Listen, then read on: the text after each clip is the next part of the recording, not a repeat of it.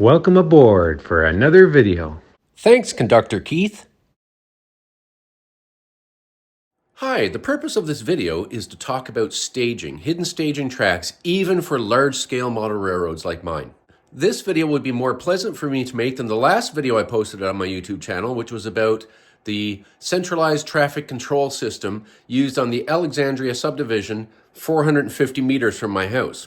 When I recorded that video, it was minus 14 degrees Celsius outdoors, or about 7 degrees Fahrenheit. So it was cold for a while after that. Today it's much nicer and much more pleasant to be inside of my single car garage here. I operate my small industrial loop, large scale model railroad like a real railroad with switch lifts. Rail cars come and go from the real world. My model railroad also has centralized traffic control. I'm in the center and I control it. This is a switch list that I use for my railroad. My friend Joel on February 4th completed an operating session here. And so yeah, pretty cool, but you need staging. Or where do you put the rail cars coming and going? As originally built, this track is the one that goes off to the rest of the real world. The problem with that is these rail cars, I have to spot here to start an operating session. So I'd pick rail cars, I'd put them there. And then I would write out a switch list as to which industry they go to in the industrial loop here. And at the end of an operating session, of course, the locomotive here would spot the cars that were outgoing to the rest of the world back onto that track. So I finally got around to putting the extra track back there. So I no longer have to set up the rail cars here. I set them up back there now, hidden away. So this is the door to the garage. This is a very simple lift out section.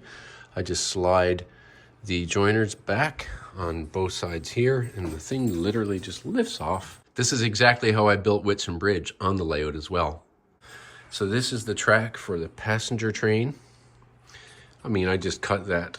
I will sew it, serge the edge and stuff, but not now. And here's the track that comes along here. So the railway can only ever handle a maximum of 8 cars coming and going at once. And so this can handle 8 cars without cutting off the track for the passenger train. So I've had to take shelves off of here, which has created quite a mess. I'll have to redo shelving there and put everything back. But when you step down into the garage from inside the house, this is the view you see here. And this is the view from inside. So this is what we see. The backdrop drape is broadcloth from Fabricland. I've got it hung on hooks with grommets. It's easy to put up and take down. Now that I've got it all sorted out the way I like it, I'll be taking it down and ironing out all that fold crease in the center and whatnot, and it'll look a little bit better.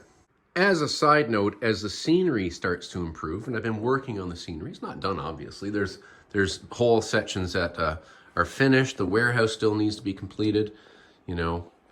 The scenery's not done here yet, etc. But as the scenery starts to look good and the operations become more realistic, the layout really does come alive. For those of you that are used to operations in HONO scale using KD couplers, and you use your bamboo skewers to root down into the coupler to uncouple wherever you happen to be, this is my large scale equivalent. Works exactly the same. Now things can be much more realistic. We'll just turn on that locomotive. We'll turn on this locomotive. Got my remote controls to put around my neck. Incidentally, my friend Michael Franklin suggested I do this. Hang these around my neck, and way better than carrying them, because I would put them down as I did switch list stuff, and I'd always figure out where to put it, right? So this is much better. So this locomotive starts the morning by getting out of the way, essentially. First thing that happens in my operating session is that this locomotive will come out and back around to the station to pick up mail, the odd assorted tiny bits of freight, bag of flour or two, and people before it makes its journey onwards.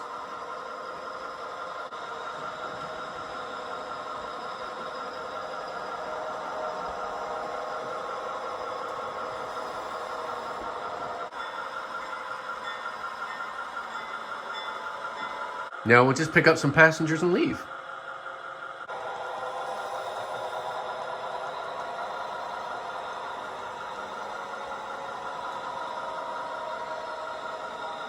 Oh, Henry, it's good that there's better train operations around here these days. I know what you mean, Marge. Yes, I know what you mean. It's much better. Oh, yes, I hope this means we'll be much more train action. Yes, Marge, yes. I think that is the plan. I mean, Terry loves his trains. And now the locomotive is off. It's heading toward hidden staging. So it's going to go off to the rest of the world. Oh, there, I heard the little thump. And we're okay. So you may wonder, what is this? Well, this is my narrow gauge, 2-foot narrow gauge line. And this is its own staging as well. There's going to be hill, mountain, painted backdrop there as well. I'm going to do a full video on this line, but I'll just introduce it briefly right now. And in my operating scheme, around now, this one starts getting put together as well. In the meantime, enjoy this short film.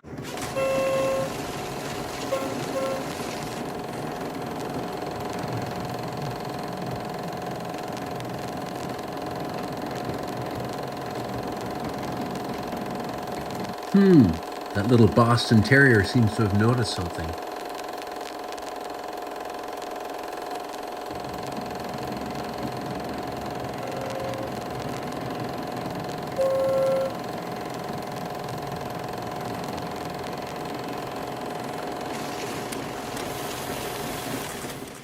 And now it's time to go out and get the rail cars left on the mainline siding by Mainline Railway to be delivered here to the Pencross Railway of Eastern Ontario's Industrial Loop. There's something to be said about watching a locomotive go off layout to pick up rail cars left somewhere else. HO scale modelers got this down pat. But now look at the visual of this.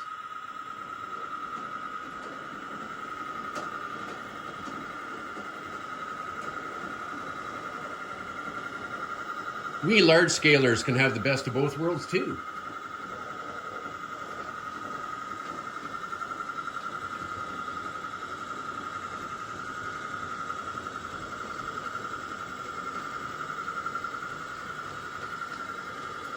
This is not a video where I'm going to show you a pile of operations, but I'll do at least this one move. We'll deliver the tank car to the Esso tank farm, otherwise known as my Canadian Tire cheap plastic buckets I've turned into bunkers.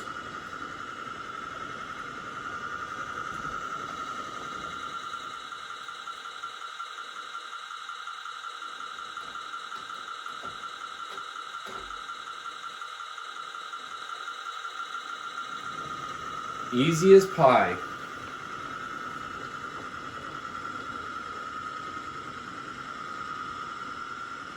The Friar is here, of course, at his favorite train watching location on Whitsun Bridge.